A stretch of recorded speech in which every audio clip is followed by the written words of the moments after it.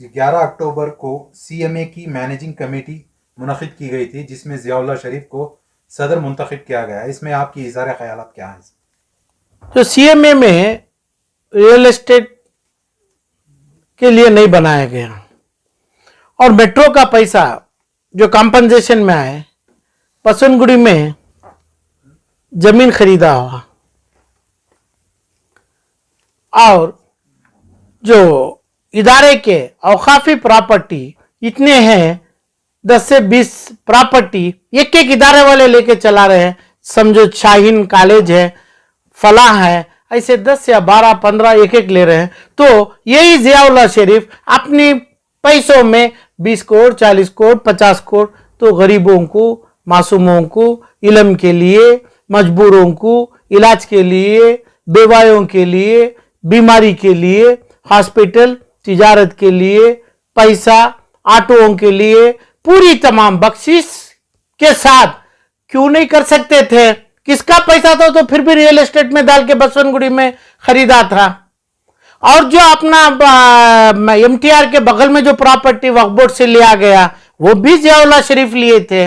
और ये जो प्रॉपर्टी सीएमए जो हिंदुस्तान की नामदार, यहाँ तक फ्रीडम फाइटर्स जो पड़े थे जिसका इस्तेमाल किया गया था, तो ये तमाम चीज का क्या फायदा ले रहे हैं, क्या कर रहे हैं? जो कमेटी का नाम है, जो कमेटी के सदर हैं, ये लोगों को क्या टाइम है, कितना पड़े हैं, क्या ख्वाहिश है और कितने लाख रुपया, 1 लाख 100 करोड़ 50 करोड़ 200 करोड़ रुपया वक्फ किया अपनी दौलत से। और जिसके पास जो माल औकाफी सीएमए में है, ज़ियाउल्लाह शरीफ, फारूक मोहम्मद और जितने इस पे हैं, ये तमाम लोगों से 2% का माल नहीं था। जो मुसलमान अल्लाह को खबला के मरहूम होके ये जो माल दिया गया, सिर्फ 2% का पैसा माल जो ये लोगों का है, इतना नहीं था। तो ये आदमी लेके क्या करे, आज तक क्या करे? जो वायदा अभी अपना वक्फ बोर्ड का माल लिए अपना एमटीआर के बगल में लाल बाग, वहां क्या करे? और अपना पैसा अपनी बीवी बच्चों को लेके अपना माल फातिहा पढ़े, उद्घाटन करे, तमाम बोले सियासत लीडर है, आज के मंत्री लोग हैं, वो आए तो वहां पे क्या बने? अच्छा, ये अपनी कॉलेज, ये अपने आईएएस आईपीएस पढ़ाने के लिए सीएमए में जगह नहीं है क्या? सीएमए की तब्दीली, सीएमए का डेवलपमेंट, इंप्रूवमेंट, ये तमाम करने जगह और पैसों की कमी है क्या? वहां पे क्यों करे, क्यों नहीं करे? अपनी औकाफी प्रॉपर्टी प्राइम 100-200 करोड़ रुपया की अपना लाल बाग के पास क्यों लिए? ये तमाम जो चीज है बगैर बोले ये करते हैं, तो मुसलमान अंधे, गुंगे, पापिया अपने मरहूमों के क्या बोलते हैं इसमें, ये दी अनलक्कीस्ट मुस्लिम जो हैं करना हिंदुस्तान के बेंगलुरु में है, क्योंकि इनके जो पुराने मरहूम दादा परदादा जो दौलत दिए गए, इसका गलत इस्तेमाल हुआ जा रहा है। यह पैसा इदारों के लिए, इल्म के लिए,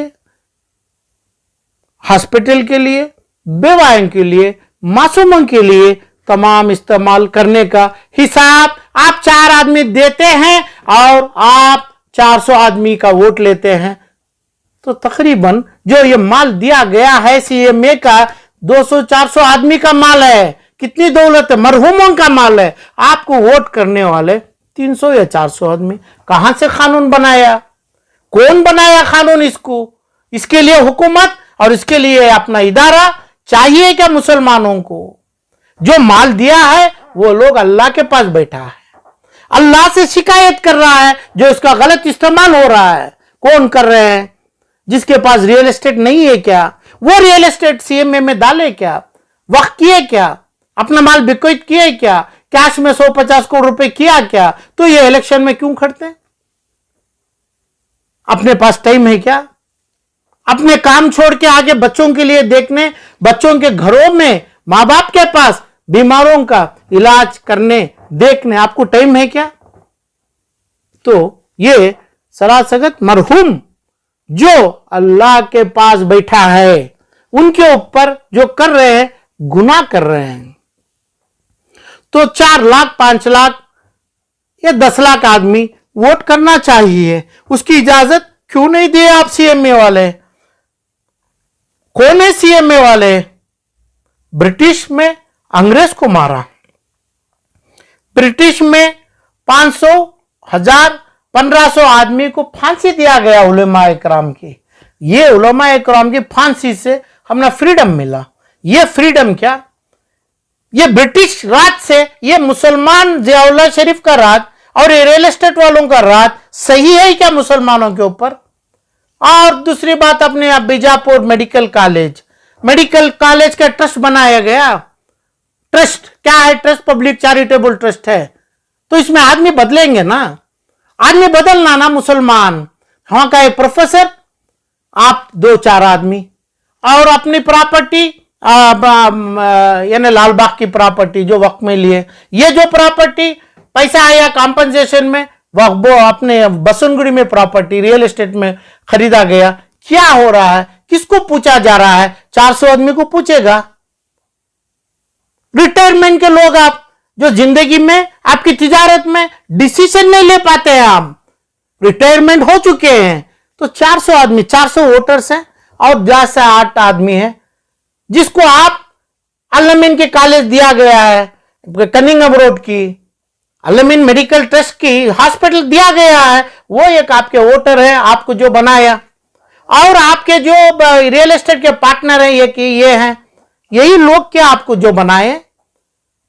तो मुसलमान के मरहूम से बात हो रही है, अल्लाह से बात हो रही है। अल्लाह से इसका, जब मरहूम अल्लाह से बात करेगा, अल्लाह से खबलाएगा, अल्लाह के पास रोएगा, बद्दुआ करेगा, वो जिम्मेदारी, वो ख्वाब हिंदुस्तान के, कर्नाटका के आलिमों को पढ़ना चाहिए। इल्म आलिमों को होना चाहिए। मरहूम का माल जो दिया गया वो क्या हो रहा है, वो क्या अल्लाह के पास मुंह बता के क्या बोला है, क्या देख रहे हैं? अल्लाह देख रहे हैं, जो मरहूम दिया गया वो देख रहे हैं। तो क्या इस्तेमाल हो रहा है, उसका इम्तिहान क्या दिया है? आप मेडिकल कॉलेज सुधारा नहीं, सेंट जॉन्स के सामने, रामैया के मेडिकल कॉलेज के सामने, फलां के सामने, ये कॉलेज जो मुसलमान अरब कंट्री में अल-अमीन का, जब मैं हैदर अली जीवा भाई के पास अपना सीए का काम करता था, सीए का आर्टिकल था, तब ऑडिट में पकड़ा था, ऑडिट किया गया था। अरब का पैसा, सऊदी अरब के चेक से जो अल-अमीन कॉलेज ट्रस्ट में आए थे, उस जमाने के कई लाख में आए थे, तो किसी का फैमिली का पैसा नहीं है। ऑडिट करके उस पर साइन किया गया था मेरा बॉस उस टाइम पे, जिसको करवाया था मैं था as a clerk, article clerk मैं करवाया था। तो ये पैसा वो खानदान का कहाँ होता है, वो कबीले का कहाँ होता है, डॉक्टर मुमताज के और ये अपने जियाउल्लाह के। तो ये जो चीज है, इतना तमाम करके किधर भी आपका हिसाब नहीं है।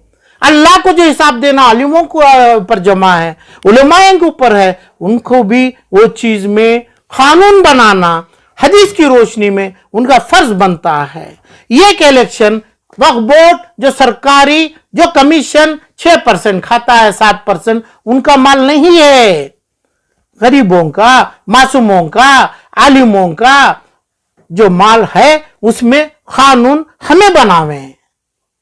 यानी ऑर्फनेज हिंदुस्तान बेंगलुरु का तकरीबन 5 लाख आदमी का वोट करेंगे, 10 लाख आदमी का सीएमए करेंगे, फलां करेंगे।